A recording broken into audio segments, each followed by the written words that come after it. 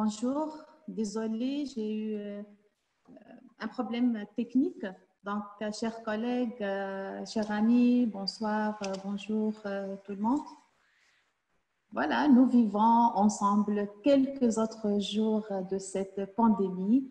Nous vivons presque les mêmes problèmes, donc nous vivons les mêmes problèmes partout dans le monde et telle réunion est très bénéfique pour échanger d'idées et pour échanger d'expériences et pour trouver quelques solutions essentiellement pour les femmes mères pour moi et pour les femmes leadership en général.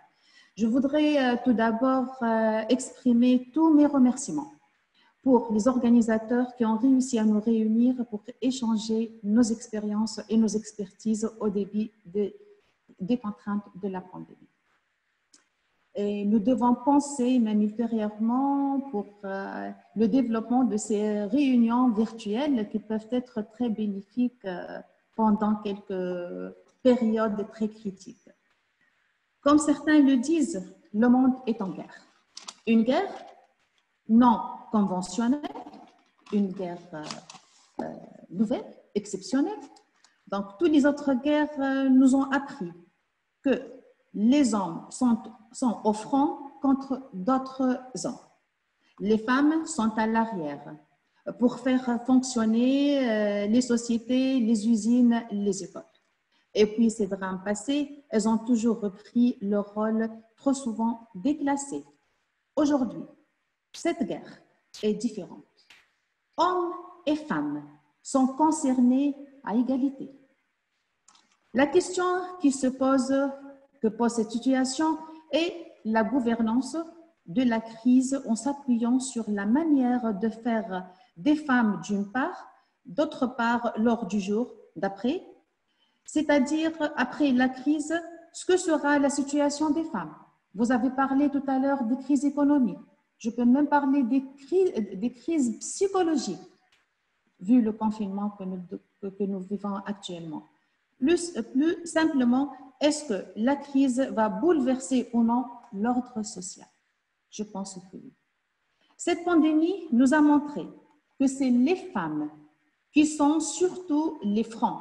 Elles sont majoritaires dans le corps médical, mais aussi c'est elles qui gardent et qui encadrent leurs enfants maintenant que les écoles sont fermées.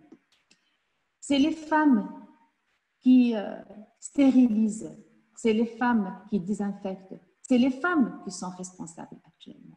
Au niveau de la municipalité de Tunis, le nombre de femmes, d'élus qui sont mobilisées quotidiennement pour servir la population est de loin supérieur aux hommes. Le nombre des femmes volontaires au sein des cellules d'écoute mises en place par la municipalité pour réagir aux besoins des citoyens et assurer un meilleur service en cette période de crise est de loin supérieur à celui des hommes. Aussi, sont les femmes qui portent volontaires pour toutes les opérations de nature activité sociale. En un mot, les femmes tunisoises sont partout engagées. Malheureusement, plus on est actif, plus on est ciblé, plus on est maltraité parfois. Ceci ne nous décourage pas, car nous œuvrons à faire progresser la société et à rappeler l'importance des femmes dans la vie sociale des États, car il appartient aux politiques, notamment aux femmes politiques, de dire que tout cela doit changer, car les rapports de force aussi ont changé. Ceci, je le fais au quotidien par la sensibilisation, l'éducation et aussi la résistance. C'est très important de faire cette résistance. Au niveau de la ville de Tunis, je voudrais attirer aussi votre attention sur deux remarques qui prouvent l'importance de la place des femmes dans nos sociétés. Premièrement, j'ai veillé à ce que le conseil municipal retienne comme priorité absolue la priorité de soutien à la personne à travers l'éducation et la sensibilisation, la santé ainsi que la lutte contre la pauvreté. J'ai mis en place 2 numéros verts fonctionnels, 24/24 et 7/7, à l'écoute des citoyens et pour répondre vite à leurs besoins. En plus, nous avons créé aussi un centre d'appel qui contribue à le 190 qui répondent aux appels des citoyens pour les cas de risque d'infection et pour les cas de COVID-19. Aussi, j'ai veillé à renforcer la coopération avec les associations et avec le ministère de la Femme pour protéger les femmes victimes de violences, surtout en cette période de confinement marquée par l'augmentation de la violence. Et là, j'ai quelques chiffres.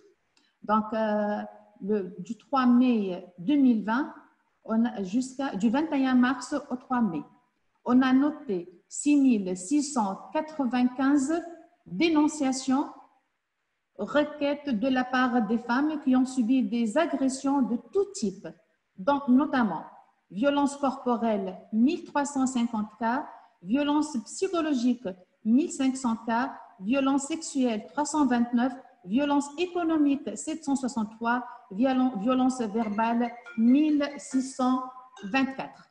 Donc là, ces chiffres sont très significatifs pour dire que les femmes ont besoin, après cette période de confinement, ont besoin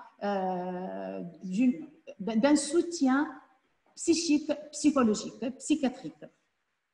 Une minute, Madame la maire. Ok, entendu. Donc, notre approche est toujours très concrète et soucieuse de la vie du citoyen. Les citoyens savent comment nous procédons.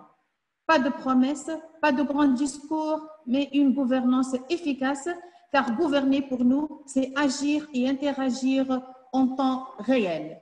Changer la situation actuelle ne passe pas uniquement par l'adoption des lois, mais par le changement des mentalités. Et c'est pour cette raison que nous adoptons une vision stratégique pour l'éducation au quotidien à long terme. Et notre présence, notre efficacité actuellement font preuve de cette situation et nous devons changer de mentalité et changer d'avis. Il est à signaler aussi que le respect des diverses communautés culturelles, de l'égalité homme-femme, de la diversité sexuelle et de genre fera partie du civisme naturel, général et de la solidarité.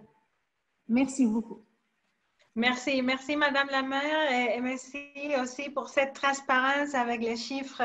C'est quand même très important hein, d'avoir cette information et de gérer les conséquences de cette information. Merci bien. Nous devons apprendre de ces crises. Nous devons apprendre de ces crises. Exactement, exactement. Merci. I am going now to back to Latin America and also to a more territorial approach to Pichincha. La prefecta de Pichincha, Paula Pavón, está con nosotros todavía, ¿verdad? Sí. También en representación de Congope, los presidentes de nuestro foro de regiones. Paula, un gusto tenerte con nosotros. Adelante.